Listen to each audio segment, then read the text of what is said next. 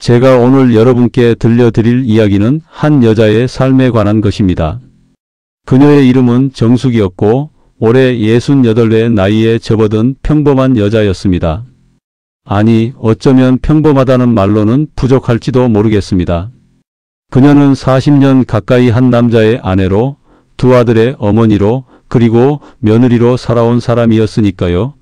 정숙이 처음 이 집에 시집 왔을 때가 25이었습니다. 당시 시어머니는 49이었고 악착같이 살림을 꾸려온 여자였습니다. 시집 온 첫날부터 시어머니는 정숙에게 말했습니다. 이 집은 가난하지만 자존심만은 세우고 살아야 한다고, 남편 뒷바라지 잘하고 아들 낳아 키우는 게 여자의 도리라고 했습니다. 정숙은 고개를 끄덕였습니다. 그게 당연한 줄 알았으니까요. 남편 재호는 과묵한 사람이었습니다. 말이 없다기보다는 무심한 쪽에 가까웠습니다. 신혼 첫날 밤에도 그는 정숙의 손을 한번 잡아주지 않았습니다. 그저 의무처럼 일을 치르고는 돌아누워 잠들었습니다. 정숙은 어둠 속에서 천장을 바라보며 눈물을 흘렸습니다. 하지만 울음소리를 내지는 않았습니다. 옆방에서 시어머니가 듣고 있을 것 같았으니까요. 첫 아들 민수를 낳았을 때 시어머니는 기뻐했습니다. 정숙의 손을 잡고 잘했다며 칭찬했습니다. 그것이 시어머니가 정숙에게 건넨 유일한 따뜻한 말이었습니다. 하지만 그 기쁨도 잠시, 시어머니는 곧 정숙에게 둘째를 낳으라고 재촉했습니다. 만약을 대비해 아들이 하나 더 있어야 한다는 것이었습니다. 2년 후 둘째 민호가 태어났습니다. 역시 아들이었습니다. 시어머니는 만족스러워했고 정숙은 이제 좀 숨을 돌릴 수 있을 거라 생각했습니다. 하지만 현실은 달랐습니다. 두 아이를 키우느라 정숙의 하루는 새벽 5시에 시작해서 밤 12시에 끝났습니다. 시어머니는 며느리가 고생하는 것을 당연하게 여겼습니다. 자기도 그렇게 살아왔으니까요. 재호는 여전히 무심했습니다.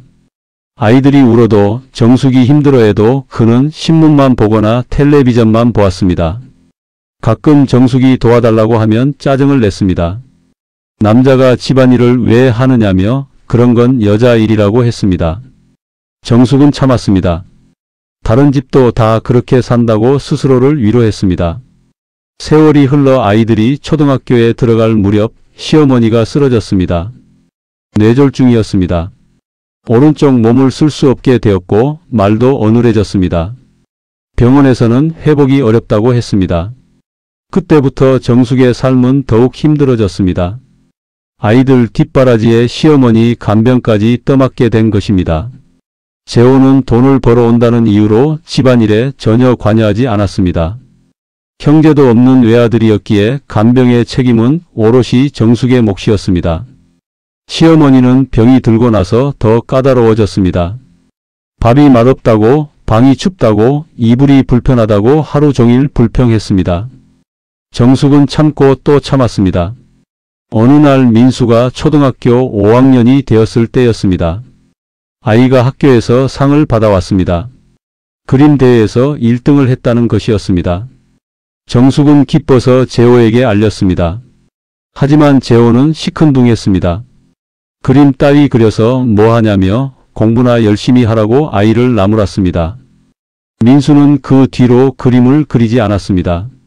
민호는 형과 달리 말이 많고 활발한 아이였습니다. 친구들도 많았고 축구를 좋아했습니다. 하지만 공부에는 영 관심이 없었습니다. 재호는 민호를 다그쳤습니다. 형만큼만 하라고, 왜 그렇게 놀기만 좋아하느냐고 했습니다. 민호는 점점 아버지를 피했습니다. 정숙은 두 아들 사이에서, 남편과 아들들 사이에서 중재자 역할을 했습니다. 시어머니는 70을 넘기면서 치매 증상까지 보이기 시작했습니다. 정숙을 알아보지 못할 때도 있었고 밤낮을 바꿔 살기도 했습니다. 한밤중에 일어나 나가겠다고 소리를 지르기도 했습니다. 정숙은 제대로 잠을 잘 수가 없었습니다. 눈 밑에는 시커먼 다크서클이 생겼고 체중은 10kg이나 빠졌습니다. 그럼에도 재호는 변함이 없었습니다. 회사에서 돌아오면 소파에 앉아 텔레비전을 보거나 잠을 잤습니다. 정숙이 힘들다고 하면 나도 회사에서 힘들다고 대답했습니다. 당신은 집에만 있으면 되니까 좋지 않느냐고 했습니다. 정숙은 그 말을 듣고 가슴이 무너지는 것 같았습니다. 민수가 대학에 들어갔습니다. 서울의 대학이었습니다. 정숙은 기뻤지만 한편으로는 서운했습니다.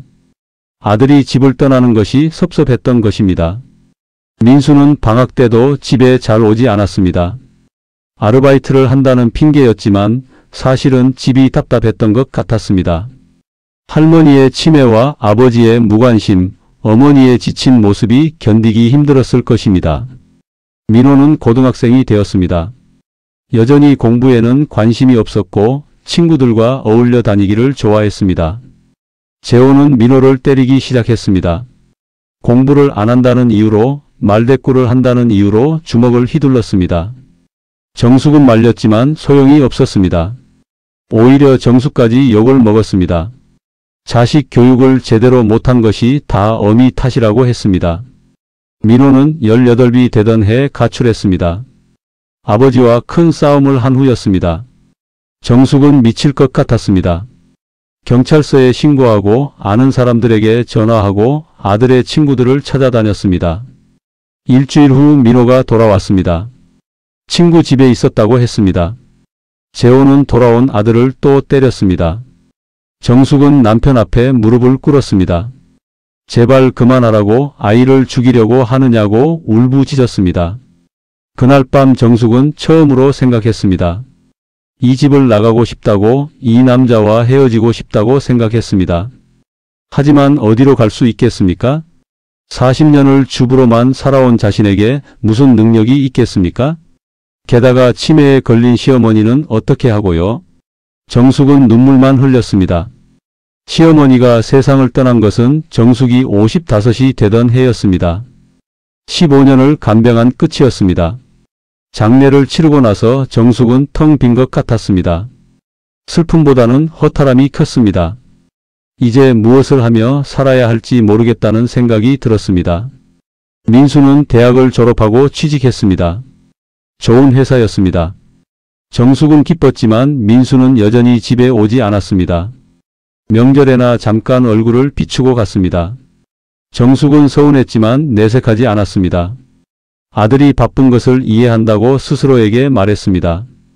민호는 대학에 가지 않았습니다. 고등학교를 겨우 졸업하고 여러 아르바이트를 전전했습니다. 재호는 민호를 포기했습니다. 저런 놈은 내 자식이 아니라고 말했습니다. 정숙은 민호에게 미안했습니다. 제대로 보살펴주지 못한 것이 다 자기 탓인 것 같았습니다.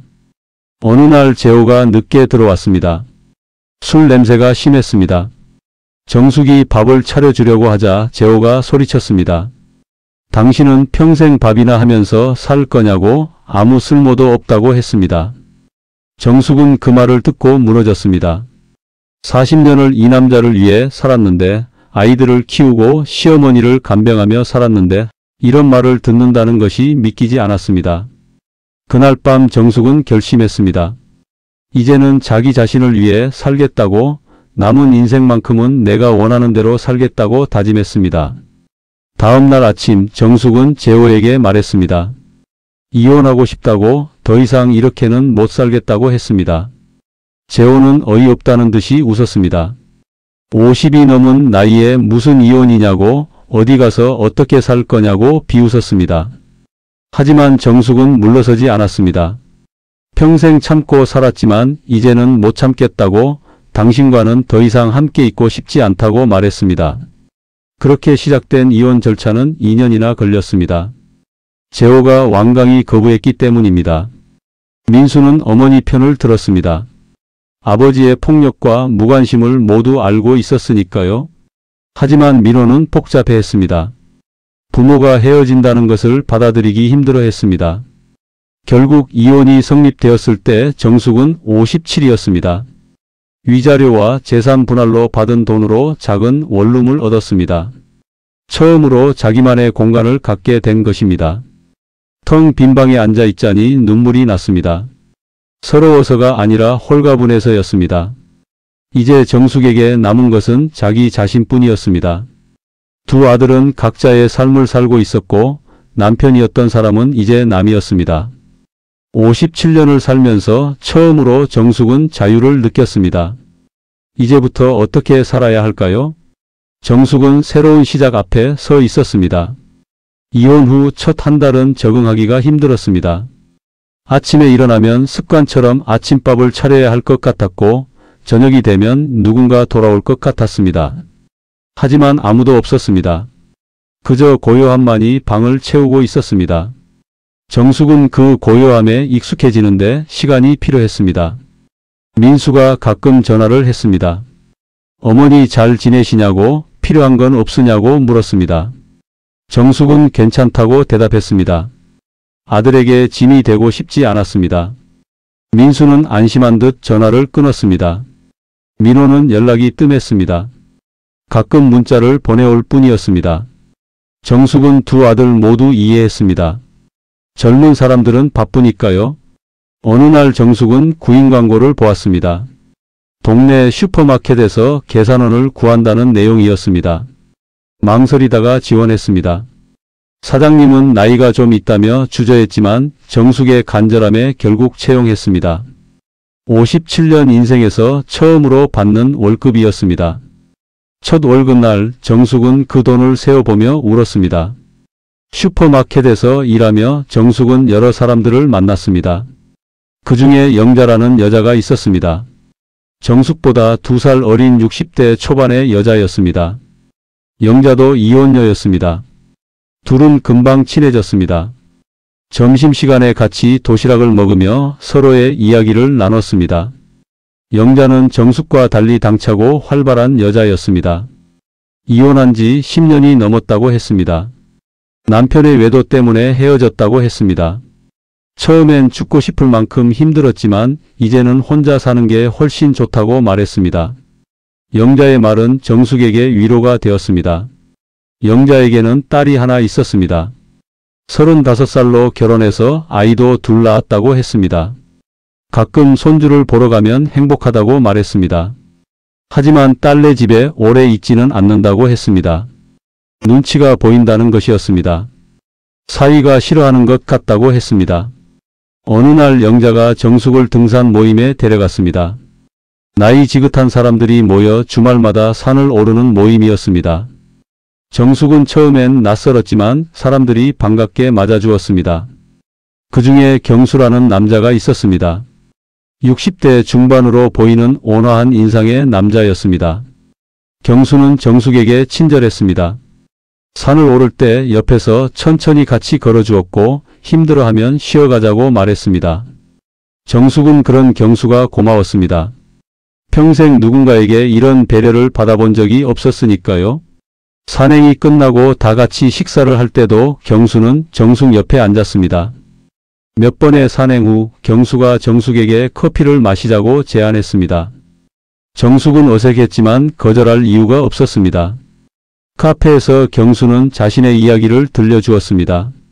아내를 5년 전에 암으로 잃었다고 했습니다. 30년을 함께 살았는데 갑자기 떠나서 허전하다고 말했습니다. 경수에게는 아들이 둘 있었습니다. 둘 다 결혼해서 각자 잘 살고 있다고 했습니다. 하지만 자주 보지는 못한다고 했습니다. 바쁘니까 이해한다고 말하는 경수의 목소리에는 쓸쓸함이 묻어났습니다. 정숙은 경수의 처지가 자신과 비슷하다고 느꼈습니다. 그날 이후로 경수와 정숙은 자주 만났습니다. 산행이 없는 날에도 만나 차를 마시거나 영화를 보았습니다. 정숙은 경수와 있으면 편안했습니다. 경수는 정숙의 말을 경청했고 공감해 주었고 이해해 주었습니다. 재호에게서는 한 번도 받아보지 못한 대우였습니다. 어느 날 경수가 조심스럽게 물었습니다. 자신과 사귀어보지 않겠냐고 말했습니다. 정숙은 당황했습니다. 환갑이 가까운 나이에 연애라는 것이 가능한지 몰랐습니다. 하지만 마음 한편으로는 설렜습니다. 경수는 정숙의 답을 기다렸습니다. 정숙은 고개를 끄덕였습니다. 그렇게 시작된 관계는 정숙에게 새로운 세상을 열어주었습니다. 경수는 정숙의 손을 잡아주었고 문을 열어주었고 먼저 음식을 권했습니다. 작은 것들이었지만 정숙에게는 큰 의미였습니다. 평생 누군가를 돌보기만 했던 사람이 이제는 돌봄을 받는 것이었습니다. 하지만 행복은 오래가지 않았습니다. 민수가 정숙과 경수의 관계를 알게 된 것입니다. 영자가 실수로 민수에게 말해버렸습니다. 민수는 화를 냈습니다. 아버지와 이혼한 지 얼마나 됐다고 벌써 남자를 만나느냐고 따졌습니다. 정숙은 당황했습니다. 민수는 경수를 만나고 싶다고 했습니다. 어떤 사람인지 확인하고 싶다는 것이었습니다. 정숙은 난처했지만 거절할 수 없었습니다. 경수도 흔쾌히 만남에 응했습니다. 민수와 경수가 만난 자리는 어색했습니다. 민수는 경수에게 여러 가지를 물었습니다. 직업이 무엇이었는지, 재산은 얼마나 되는지, 어머니에게 무엇을 바라는지 물었습니다. 경수는 정직하게 대답했습니다. 자신은 정숙에게서 아무것도 바라지 않는다고 그저 함께 있고 싶을 뿐이라고 말했습니다. 하지만 민수는 믿지 않았습니다. 나이든 남자가 여자를 만나는 데는 다 이유가 있다고 의심했습니다. 정숙은 아들의 태도가 슬펐습니다. 집으로 돌아온 정숙에게 민수가 전화했습니다. 경수와 헤어지라고 말했습니다. 저런 사람과 만나면 나중에 후회할 거라고 했습니다. 정숙은 반박했습니다. 자신의 인생은 자신이 선택하겠다고 아들이라고 해서 간섭할 권리는 없다고 말했습니다. 민수는 실망했다는 말을 남기고 전화를 끊었습니다. 며칠 후 민호도 연락이 왔습니다. 형한테 들었다며 어머니가 남자를 만난다는 게 사실이냐고 물었습니다. 정숙은 사실이라고 대답했습니다. 민호는 의외로 담담했습니다. 어머니가 행복하면 좋겠다고 말했습니다. 형하고는 생각이 다르다고 했습니다. 정숙은 민호가 고마웠습니다. 하지만 민수의 반대는 계속되었습니다. 경수와 만날 때마다 전화를 걸어 어디 있냐고 추궁했습니다. 정숙은 지쳤습니다. 경수에게 미안한 마음이 들었습니다. 경수는 괜찮다고 했지만 정숙은 괜찮지 않았습니다. 아들과의 관계가 나빠지는 것이 두려웠습니다. 결국 정숙은 경수에게 말했습니다. 잠시 거리를 두자고 아들이 받아들일 때까지 기다려보자고 했습니다. 경수는 슬퍼했지만 정숙의 뜻을 존중했습니다. 언제든 마음이 바뀌면 연락하라고 말했습니다. 정숙은 고개를 숙였습니다. 경수와 헤어진 후 정숙은 우울했습니다. 슈퍼마켓 일도 재미가 없었고 등산 모임도 나가기 싫었습니다. 영자가 걱정했지만 정숙은 괜찮다고만 했습니다. 밤마다 혼자 방에 앉아 생각했습니다. 왜 자신의 행복을 위해 살면 안 되는 걸까요? 왜 아들의 허락을 받아야 하는 걸까요? 어느 날 민수가 찾아왔습니다. 오랜만이었습니다. 민수는 정숙에게 사과했습니다. 너무 심하게 대했다고 어머니의 선택을 존중해야 하는데 그러지 못했다고 말했습니다. 사실 자기도 요즘 힘들다고 털어놨습니다. 민수는 여자친구와 헤어졌다고 했습니다. 3년을 사귄 여자였습니다. 결혼 이야기까지 나왔던 사이였습니다. 하지만 여자가 민수의 직장 생활 방식을 이해하지 못했다고 했습니다. 너무 일만 한다고 자기한테는 관심이 없다고 불평했다고 합니다. 민수는 어떻게 해야 할지 모르겠다고 말했습니다. 정숙은 아들의 이야기를 들으며 깨달았습니다. 민수가 자기 아버지를 닮아가고 있다는 것을 알았습니다. 일만 하고 사람을 돌보지 못하는 모습이 재호와 똑같았습니다. 정숙은 아들에게 말했습니다. 일도 중요하지만 사람이 더 중요하다고 사랑하는 사람을 소중히 여기라고 조언했습니다. 민수는 어머니의 말을 듣고 울었습니다. 자기도 모르게 아버지처럼 살고 있었다고 그게 두렵다고 말했습니다. 정숙은 아들을 안아주었습니다. 오랜만에 나누는 포옹이었습니다. 민수는 어머니 품에서 한참을 울었습니다. 그날 이후 민수는 변했습니다. 정숙에게 자주 연락했고 주말에는 찾아왔습니다. 경수에 대해서도 더 이상 반대하지 않았습니다. 어머니가 행복하면 자기도 좋다고 말했습니다. 정숙은 아들이 자랑스러웠습니다. 정숙은 다시 경수에게 연락했습니다. 경수는 기다리고 있었다는 듯 반가워했습니다. 둘은 다시 만나기 시작했고 이번에는 아무도 막지 않았습니다. 정숙은 행복했습니다. 60을 바라보는 나이에 처음으로 진정한 사랑을 느꼈습니다. 경수와 다시 만나기 시작한 지 6개월쯤 지났을 때였습니다. 경수가 조심스럽게 제안했습니다. 함께 살아보는 건 어떻겠냐고 물었습니다. 정숙은 놀랐습니다. 결혼도 아니고 동거라는 것이 나이 든 사람들에게 어울리는지 확신이 서지 않았습니다. 하지만 경수는 진지했습니다. 경수는 말했습니다. 나이가 많아서 앞으로 얼마나 살지 모르는데 남은 시간을 함께 보내고 싶다고 했습니다. 형식에 얽매이고 싶지 않다고 했습니다. 그저 서로 의지하며 살고 싶을 뿐이라고 말했습니다. 정숙은 며칠을 고민했습니다. 아들들은 뭐라고 할까요? 주변 사람들은 뭐라고 할까요? 결국 정숙은 결심했습니다. 이제는 남의 눈치를 보지 않겠다고 다짐했습니다. 민수와 민호에게 알렸습니다. 민호는 찬성했습니다. 어머니가 외롭지 않게 지낼 수 있으면 좋겠다고 말했습니다. 민수는 조금 망설였지만 결국 응원한다고 했습니다. 다만 신중하게 생각하라고 당부했습니다. 정숙과 경수는 작은 투룸 아파트를 얻었습니다. 각자의 공간을 가질 수 있는 곳이었습니다. 경수는 한 방을 정숙의 공간으로 꾸며 주었습니다. 정숙이 좋아하는 색깔의 커튼을 달고 작은 화장대도 놓았습니다. 정숙은 그런 배려가 감동적이었습니다. 함께 사는 생활이 시작되었습니다. 아침에 일어나면 경수가 먼저 커피를 내렸습니다. 정숙이 아침을 준비하면 경수는 설거지를 했습니다. 모든 것을 둘이서 나눠서 했습니다. 정숙은 이런 생활이 낯설었지만 행복했습니다. 평생 혼자 모든 집안일을 떠맡았던 삶과는 너무 달랐습니다. 하지만 문제가 없는 것은 아니었습니다. 경수의 큰아들 진우가 반대하고 나선 것입니다. 진우는 40대 중반의 회사원이었습니다. 어느 날 갑자기 찾아와서 정숙을 보자고 했습니다. 경수가 자리를 피해주고 난 후 진우는 정숙에게 따졌습니다. 진우는 말했습니다. 아버지 재산을 노리고 접근한 거 아니냐고 의심했습니다. 어머니가 돌아가신 지 얼마나 됐다고 벌써 다른 여자와 사느냐고 비난했습니다. 정숙은 억울했지만 참았습니다. 진우의 입장도 이해가 갔기 때문입니다. 하지만 자신은 경수의 재산에 관심이 없다고 분명히 말했습니다. 진우는 믿지 않았습니다.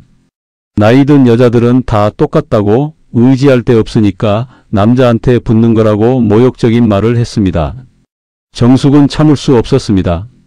자신도 일을 하며 살고 있고 경수에게 얹혀 사는 게 아니라고 말했습니다. 하지만 진우는 코웃음을 쳤습니다. 경수가 돌아온 후 진우와 큰 말다툼이 벌어졌습니다. 경수는 아들에게 화를 냈습니다. 자기 인생을 자기가 선택하는데 왜 간섭하느냐고 정숙은 좋은 사람이라고 말했습니다. 하지만 진우는 물러서지 않았습니다. 아버지가 정신이 나갔다고 나중에 후회해도 모른다고 말하고 나가버렸습니다. 그날 밤 정숙은 경수에게 말했습니다. 자기 때문에 아들과 사이가 나빠지는 것 같다고 미안하다고 사과했습니다. 경수는 정숙의 손을 잡았습니다. 미안해할 것 없다고 진우도 시간이 지나면 이해할 거라고 위로했습니다. 하지만 정숙은 마음이 무거웠습니다. 며칠 후 경수의 둘째 아들 진호가 찾아왔습니다. 진호는 형과 달리 온화했습니다. 정숙에게 인사를 하고 커피를 같이 마시자고 했습니다. 진호는 형이 너무 심하게 대한 것을 사과했습니다. 자기는 아버지의 선택을 존중한다고 말했습니다. 진호는 말했습니다. 어머니가 돌아가신 후 아버지가 너무 외로워 보였다고 했습니다. 혼자 사시는 모습이 안쓰러웠다고 했습니다. 이제 정숙과 함께 지내시니 표정이 밝아지셨다고 말했습니다. 그게 고맙다고 인사했습니다. 정숙은 진호가 고마웠습니다. 하지만 진우의 반대는 계속되었습니다. 명절 때 가족 모임에 정숙을 데려오지 말라고 통보했습니다. 자기 가족들이 불편해한다는 이유였습니다. 경수는 화가 났지만 정숙이 말렸습니다. 가족들이 불편하다면 자기는 가지 않겠다고 했습니다. 경수도 그렇다면 자기도 안 가겠다고 말했습니다. 명절날 경수와 정숙은 둘이서 조용히 보냈습니다. 정숙이 음식을 만들고 경수가 상을 차렸습니다. 둘이서 마주 앉아 식사를 했습니다. 쓸쓸했지만 나쁘지 않았습니다. 오히려 편안했습니다. 복잡한 가족 모임보다 이렇게 둘이 있는 게 더 좋았습니다. 그런데 저녁 무렵 민수가 찾아왔습니다. 어머니 혼자 명절을 보내실까봐 왔다고 했습니다. 경수도 있는 것을 보고 다행이라고 말했습니다. 민수는 경수에게 인사를 하고 함께 차를 마셨습니다. 세 사람은 이런저런 이야기를 나눴습니다. 정숙은 행복했습니다. 민수가 돌아간 후 정숙은 울었습니다. 아들이 자기를 생각해줘서 고마워서 나온 눈물이었습니다. 경수는 정숙을 안아주었습니다. 좋은 아들을 두었다고 민수가 훌륭한 사람이라고 말했습니다. 정숙은 고개를 끄덕였습니다. 계절이 바뀌어 겨울이 왔습니다. 정숙은 슈퍼마켓 일을 그만두었습니다. 허리가 안 좋아져서 오래 서 있기가 힘들었기 때문입니다. 경수도 나이가 있어서 등산 모임을 그만두었습니다. 무릎이 좋지 않았습니다. 둘은 주로 집에서 시간을 보냈습니다. 어느 날 경수가 아프다고 했습니다. 배가 아프다며 화장실을 자주 들락거렸습니다. 정숙은 걱정이 되어 병원에 가자고 했습니다. 경수는 괜찮다고 했지만 정숙이 우겨서 병원에 갔습니다. 검사를 받은 결과 대장에 이상이 있다고 했습니다. 정밀 검사를 받아야 한다고 의사가 말했습니다. 정숙은 불안했습니다. 경수는 괜찮을 거라고 정숙을 안심시켰습니다. 하지만 정숙은 밤에 잠을 이룰 수 없었습니다. 나쁜 생각만 들었습니다. 경수마저 잃으면 어떻게 하나 두려웠습니다. 일주일 후 결과가 나왔습니다. 대장암 2기였습니다. 다행히 초기라서 수술하면 완치 가능하다고 했습니다. 경수는 담담했지만 정숙은 무너졌습니다. 암이라는 말이 너무 무서웠습니다. 경수는 정숙의 손을 잡고 괜찮다고 말했습니다. 초기니까 걱정하지 말라고 했습니다. 수술 날짜가 잡혔습니다. 진호가 병원에 왔습니다. 진우도 왔습니다. 진우는 정숙을 보고 어색해했지만 인사는 했습니다. 수술실 앞에서 기다리는 동안 네 사람은 말이 없었습니다. 정숙은 기도했습니다. 제발 경수가 무사하기를 빌었습니다. 수술은 성공적이었습니다. 의사는 암 조직을 모두 제거했다고 말했습니다. 회복만 잘하면 문제없다고 했습니다. 정숙은 안도의 한숨을 쉬었습니다. 진우도 안심한 표정이었습니다. 중환자실에서 나온 경수는 피곤해 보였지만 웃음을 지었습니다. 입원 기간 동안 정숙은 병원을 떠나지 않았습니다. 경수 곁을 지켰습니다. 식사를 챙기고 몸을 닦아주고 말벗이 되어주었습니다. 경수는 미안해했지만 정숙은 당연한 일이라고 말했습니다. 사랑하는 사람을 돌보는 것은 당연한 거라고 했습니다. 진우가 병문안을 왔을 때였습니다. 정숙이 경수를 돌보는 모습을 보고 무언가 느낀 듯 했습니다. 진우는 정숙에게 말했습니다. 고맙다고 아버지를 잘 돌봐주셔서 감사하다고 인사했습니다. 정숙은 고개를 숙였습니다. 진우는 그동안 오해했던 것 같다고 사과했습니다.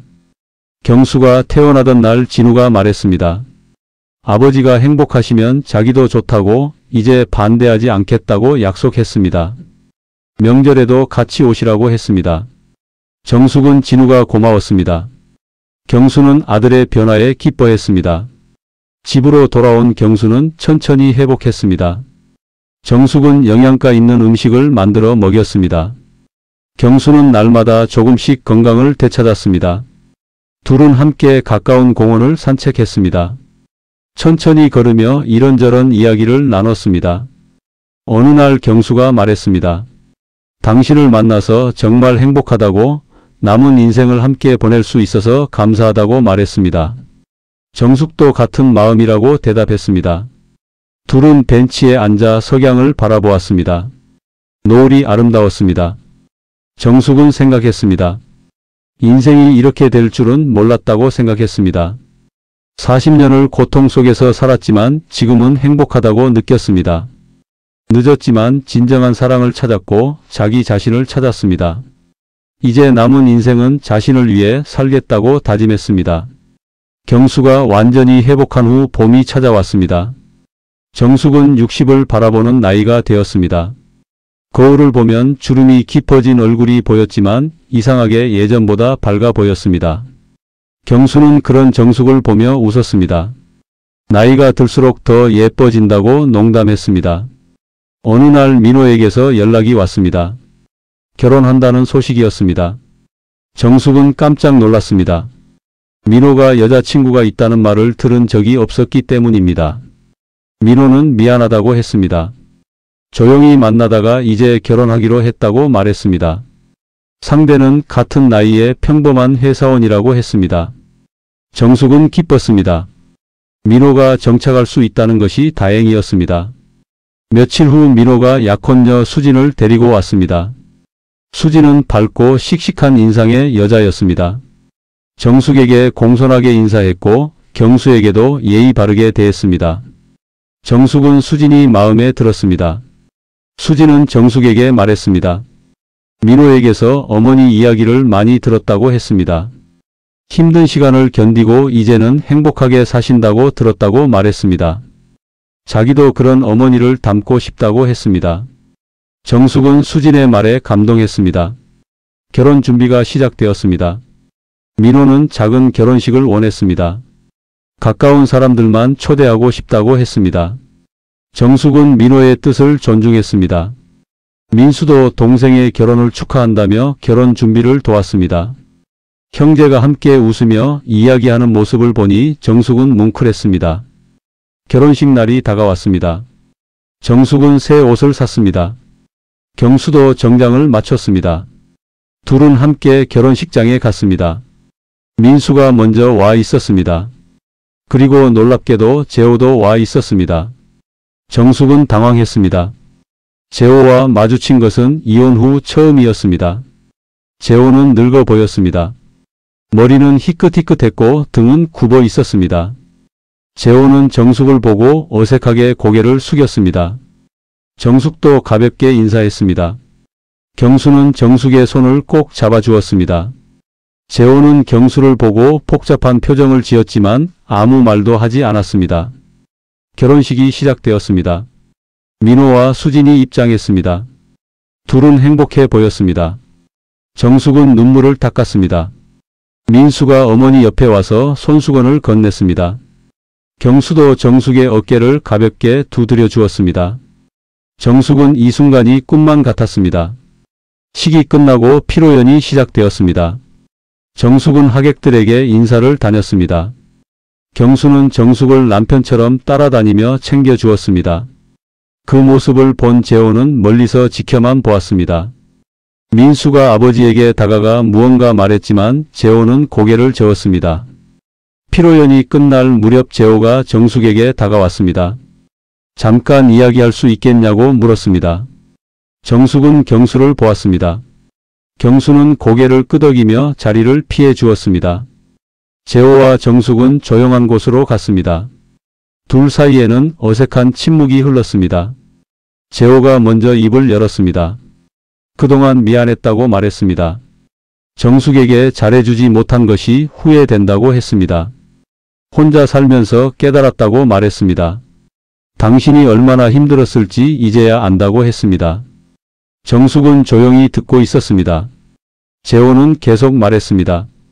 외롭다고 했습니다. 혼자 사는 게 이렇게 힘든 줄 몰랐다고 했습니다. 밥 한 끼 먹는 것도 빨래하는 것도 혼자 하려니 너무 힘들다고 털어놓았습니다. 정숙은 재호의 말을 들으며 복잡한 감정이 들었습니다. 재호가 물었습니다. 다시 돌아올 수 없겠냐고 물었습니다. 자기가 잘못했으니 용서해달라고 했습니다. 이제는 잘하겠다고 약속했습니다. 정숙은 고개를 저었습니다. 그럴 수 없다고 분명하게 말했습니다. 이미 끝난 일이라고 했습니다. 정숙은 말했습니다. 자기는 이제 행복하다고 했습니다. 경수와 함께 있을 때가 가장 편안하다고 말했습니다. 재호와의 40년은 고통이었지만 그 시간이 있었기에 지금의 행복을 더 소중히 여길 수 있다고 했습니다. 재호는 슬픈 표정으로 고개를 끄덕였습니다. 재호가 마지막으로 말했습니다. 경수가 좋은 사람 같다고 정숙이 행복하면 자기는 그것으로 됐다고 말했습니다. 그리고 다시 한번 미안하다고 사과했습니다. 정숙은 이제 됐다고 말했습니다. 과거는 과거일 뿐이라고 했습니다. 재호는 고개를 숙이고 자리를 떠났습니다. 경수가 다가와 물었습니다. 괜찮냐고 걱정했습니다. 정숙은 웃으며 대답했습니다. 괜찮다고, 오히려 후련하다고 말했습니다. 이제 정말로 과거와 결별한 것 같다고 했습니다. 경수는 정숙을 안아주었습니다. 민호의 결혼 후 석 달이 지났습니다. 민호 부부는 알콩달콩 잘 지내고 있었습니다. 가끔 정숙과 경수를 찾아와 식사를 했습니다. 수지는 정숙에게 요리를 배우고 싶다고 했습니다. 정숙은 기꺼이 가르쳐 주었습니다. 둘이 부엌에서 함께 요리하는 시간이 즐거웠습니다. 어느 날 민수에게서 연락이 왔습니다. 여자친구가 생겼다고 했습니다. 이전에 헤어진 여자와는 다른 사람이라고 했습니다. 이번에는 신중하게 만나고 있다고 말했습니다. 정숙은 기뻤습니다. 민수도 이제 행복을 찾았으면 좋겠다고 생각했습니다. 민수는 여자친구 지혜를 소개했습니다. 지혜는 조용하고 차분한 성격의 여자였습니다. 민수와는 직장 동료였다고 했습니다. 지혜는 정숙에게 정중하게 인사했습니다. 경수에게도 예의 바르게 대했습니다. 정숙은 지혜가 민수에게 잘 맞는 것 같다고 느꼈습니다. 지혜는 정숙에게 말했습니다. 민수가 어머니를 많이 존경한다고 했습니다. 힘든 시간을 이겨내고 새로운 삶을 사는 모습이 대단하다고 말한다고 했습니다. 정숙은 쑥스러웠습니다. 별거 아니라고 겸손하게 대답했습니다. 하지만 속으로는 뿌듯했습니다. 여름이 되었습니다. 경수와 정숙은 짧은 여행을 떠났습니다. 바닷가에 있는 작은 펜션이었습니다. 둘은 바다를 바라보며 조용한 시간을 보냈습니다. 산책도 하고 맛있는 음식도 먹고 밤에는 별을 보았습니다. 정숙은 이런 여유로운 시간이 좋았습니다. 바닷가를 걷다가 경수가 말했습니다. 내년에 정식으로 결혼하는 게 어떻겠냐고 제안했습니다. 나이가 많지만 그래도 예식을 올리고 싶다고 했습니다. 정숙에게 제대로 된 결혼식을 해주고 싶다고 말했습니다. 정숙은 놀랐습니다. 정숙은 물었습니다. 왜 갑자기 그런 생각을 하느냐고 물었습니다. 경수는 대답했습니다. 아프고 나서 깨달았다고 했습니다. 인생이 언제 끝날지 모르니까 후회 없이 살고 싶다고 말했습니다. 정숙과 함께한 시간을 공식적으로 인정받고 싶다고 했습니다. 정숙은 고민했습니다. 나이가 많은데 결혼식이 어울릴까요? 사람들이 뭐라고 할까요? 하지만 경수의 진심을 느낄 수 있었습니다. 정숙은 고개를 끄덕였습니다. 좋다고 대답했습니다. 경수는 기뻐하며 정숙을 안아주었습니다. 집으로 돌아온 후 정숙은 아들들에게 알렸습니다. 경수와 결혼하기로 했다고 말했습니다. 민호는 축하한다며 기뻐했습니다. 민수도 좋은 결정이라며 응원했습니다. 둘 다 결혼식에 참석하겠다고 약속했습니다. 정숙은 아들들의 축복이 고마웠습니다. 경수의 아들들도 찬성했습니다. 진호는 이제 정숙을 인정했습니다. 아버지가 행복하시면 자기도 기쁘다고 말했습니다. 진호는 원래 찬성하던 입장이었습니다. 결혼 준비를 도와주겠다고 나섰습니다. 경수는 아들들의 반응에 안도했습니다. 가을에 결혼식을 올리기로 했습니다. 작은 예식장에서 가족들만 초대하기로 했습니다. 정숙은 웨딩 드레스를 고르러 갔습니다. 처음 재호와 결혼할 때는 그냥 한복만 입었었습니다. 60 가까운 나이에 웨딩 드레스를 입는다는 게 낯설었지만 설레기도 했습니다. 영자도 결혼 소식을 듣고 축하해 주었습니다. 정숙의 행복한 모습을 보니 자기도 기쁘다고 말했습니다. 결혼식에 꼭 가겠다고 약속했습니다. 등산 모임 사람들도 축하 인사를 보내왔습니다. 정숙은 많은 사람들의 축복을 받고 있다는 것이 감사했습니다. 결혼식 준비를 하면서 정숙은 생각했습니다. 인생은 정말 알 수 없다고 느꼈습니다. 50대 중반까지 불행했던 자신이 이제는 이렇게 행복해질 줄 누가 알았겠습니까? 포기하지 않고 새로운 시작을 선택한 것이 옳았다고 확신했습니다. 경수도 비슷한 생각을 하고 있었습니다. 아내를 잃고 외로웠던 시간들이 있었지만 이제는 정숙과 함께 있어서 행복하다고 말했습니다. 둘은 서로에게 감사했습니다. 늦게 만났지만 그래서 더 소중한 인연이었습니다. 결혼식 날이 밝았습니다. 가을 햇살이 따스한 10월의 어느 토요일이었습니다. 정숙은 새벽부터 일어나 준비를 했습니다. 긴장도 되고 설레기도 했습니다. 거울을 보니 주름진 얼굴이지만 행복한 미소가 가득했습니다. 오늘은 정말로 자신의 날이라고 느꼈습니다. 예식장에 도착하니 벌써 사람들이 모여 있었습니다. 민수와 민호가 먼저 와서 기다리고 있었습니다. 수진도 함께였습니다. 민수의 여자친구 지혜도 왔습니다. 경수의 아들들 진우와 진호도 가족들과 함께 와 있었습니다. 영자와 등산 모임 사람들도 자리를 채웠습니다. 정숙은 대기실에서 웨딩 드레스를 입었습니다. 순백의 드레스는 화려하지 않았지만 우아했습니다. 화장을 하고 머리를 손질하니 거울 속에 자신이 낯설었습니다. 민호의 아내 수진이 들어와서 너무 아름답다고 칭찬했습니다. 정숙은 부끄러워 웃었습니다. 식이 시작되었습니다. 경수가 먼저 입장했습니다. 검은 양복을 입은 경수는 멋있어 보였습니다. 그리고 정숙이 입장했습니다. 민수와 민호가 양쪽에서 어머니의 팔짱을 끼고 함께 걸었습니다. 두 아들이 어머니를 경수에게 인도하는 모습에 하객들은 박수를 쳤습니다. 주례 없이 진행되는 간단한 예식이었습니다. 경수와 정숙은 서로를 바라보며 서약을 했습니다.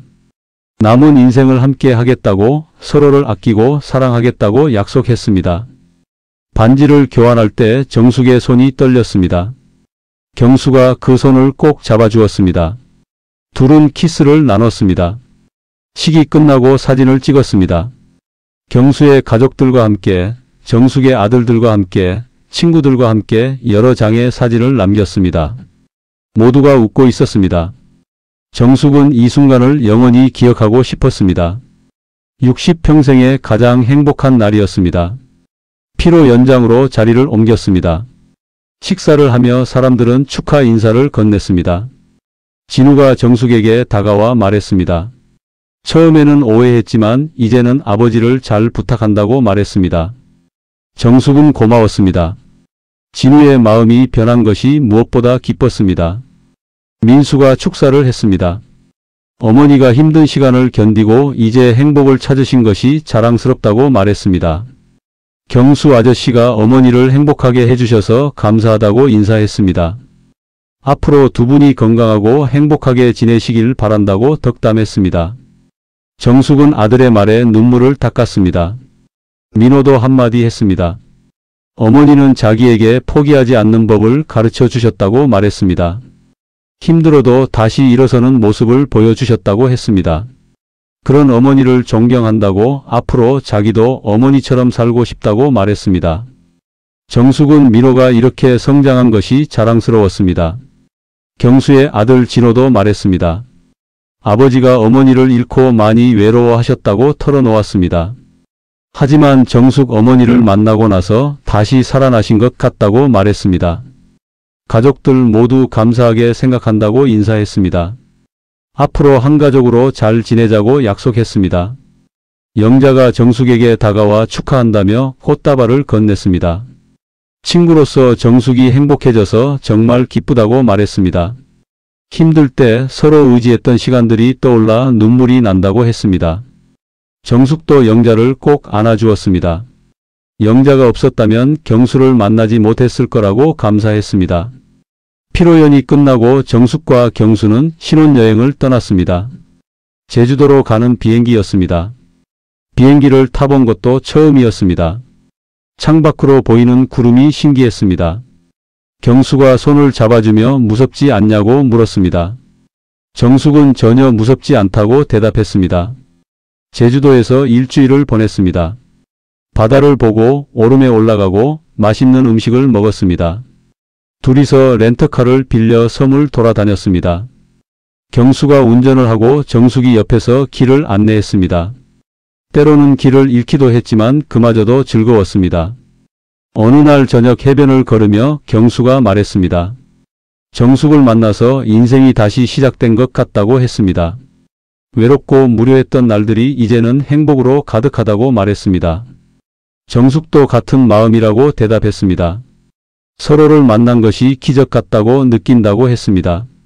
신혼여행에서 돌아온 후 일상이 시작되었습니다. 하지만 이제는 혼자가 아니었습니다. 아침에 일어나면 경수가 있었고 저녁에 돌아오면 경수가 기다리고 있었습니다. 함께 식사하고 함께 텔레비전을 보고 함께 잠들었습니다. 평범한 일상이지만 정숙에게는 가장 소중한 시간이었습니다. 겨울이 왔습니다. 크리스마스를 맞아 아이들이 모두 모였습니다.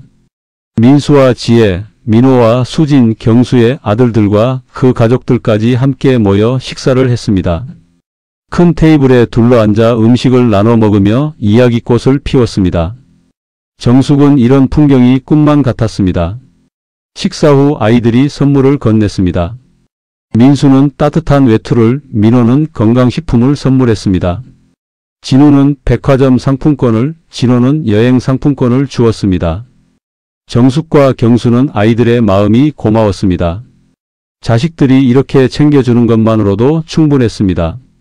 수진이 조용히 정숙에게 말했습니다. 임신했다고 속삭였습니다. 아직 민호에게도 말하지 않았다고 했습니다. 오늘 다 같이 있을 때 발표하려고 한다고 말했습니다. 정숙은 깜짝 놀랐습니다. 곧 할머니가 된다는 생각에 가슴이 벅찼습니다. 수진이 모두에게 임신 소식을 알렸습니다. 민호는 기뻐서 어쩔 줄 몰라 했습니다. 민수도 축하한다며 동생의 어깨를 두드렸습니다. 경수도 기뻐하며 축하 인사를 건넸습니다. 정숙은 눈물을 흘렸습니다.